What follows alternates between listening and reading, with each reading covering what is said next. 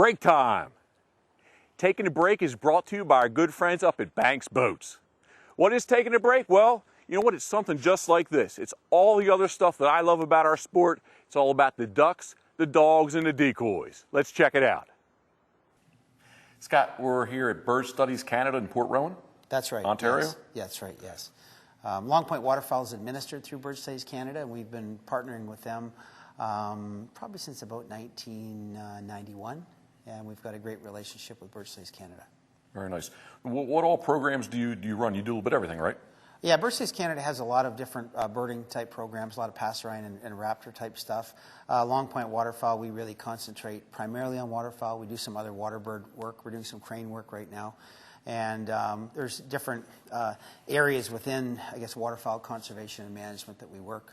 Our big one is research and student research. We supervise and support quite a number of graduate students each year.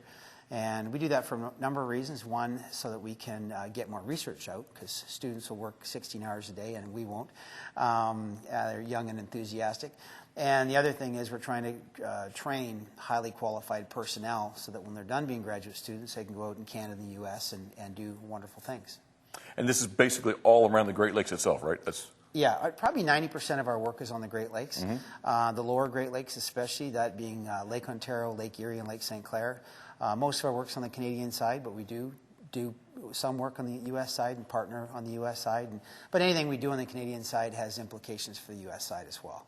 Ted, this is Long Point Waterfowl's Avian Energetics Lab? That's correct, yeah. So Scott had mentioned previously that we have people from all over North America that send birds into us to process energetics. We've got Spencer here. He was supposed to be on the boat today, but got his toes a little bit wet, so he's in here processing birds.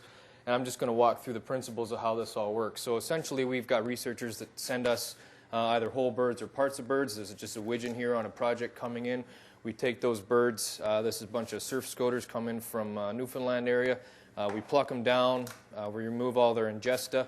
And that's just to take out excess protein that's not actually involved in the energetics of the bird, or that being the energy resources they need for things like migration and reproduction. So they don't use that protein, so we remove it. The birds, once they've been dissected out, get chopped into small little square bits, and we essentially turn them into jerky.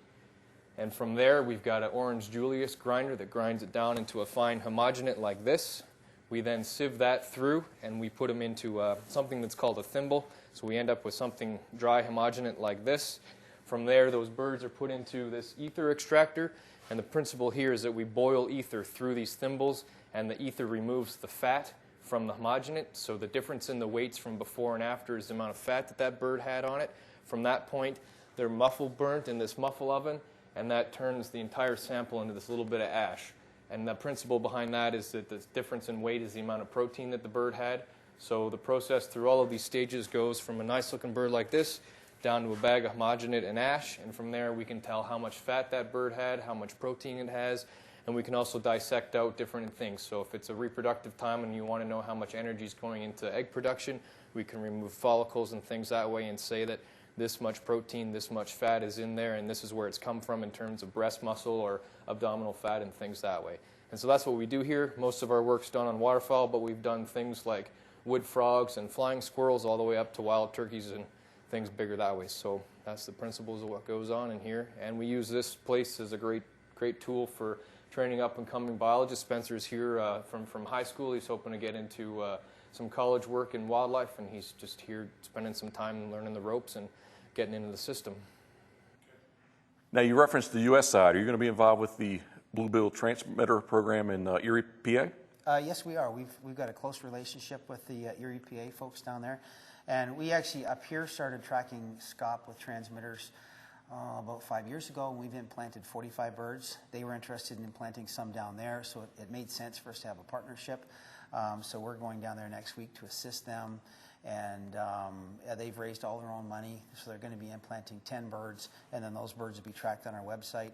And then we'll group the data from all the birds together to answer those key questions about Scaup ecology and Scaup movement patterns and stuff like that. Very nice. We're really excited about it. It's going to be a great partnership, yeah. Scott, what are some of the studies that are going on the Great Lakes currently? Well, we have a number of graduate student projects, and that's most of our research now is graduate student based.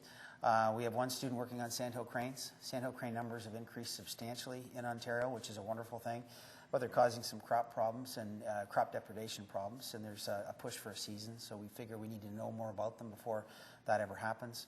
We're looking at wintering canvasbacks and redheads. The number of overwintering birds has increased substantially, but now we have some birds starving to death, so we're looking at that. We're also looking at submerged aquatic plant availability. The feeling being is that spring is a critical time for water birds migrating through here, and we know that in midsummer we've got peak SAV, or submerged aquatic vegetation availability, but we know it's spring, it's the minimum availability, and we want to see how low it goes in spring, because that's when birds are migrating through here. They need to put on body fat for migration, as well as body fat and protein for reproduction. So that's a critical time in the annual cycle. So we've got a student out there, Robin Churchill, that's doing some diving and all through the bay looking at that. And it's never been done in quite this fashion before. He's diving at a very cold time of the year, and it's an interesting project. And we've got several others as well.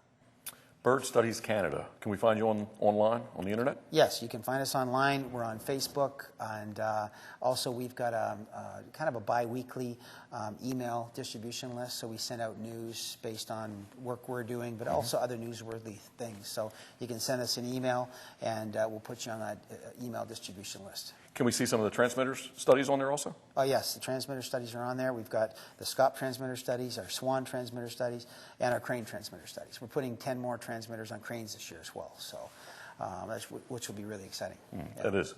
Yeah.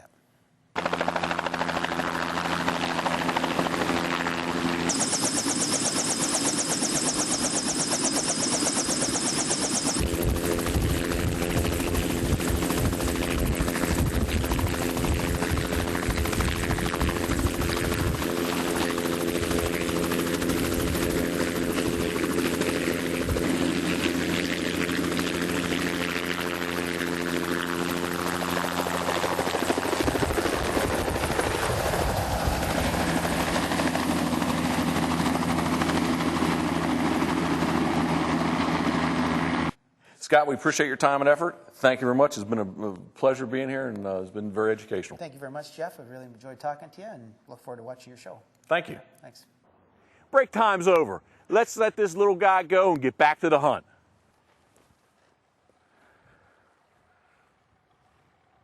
I thought he was going to crash and burn there for a second.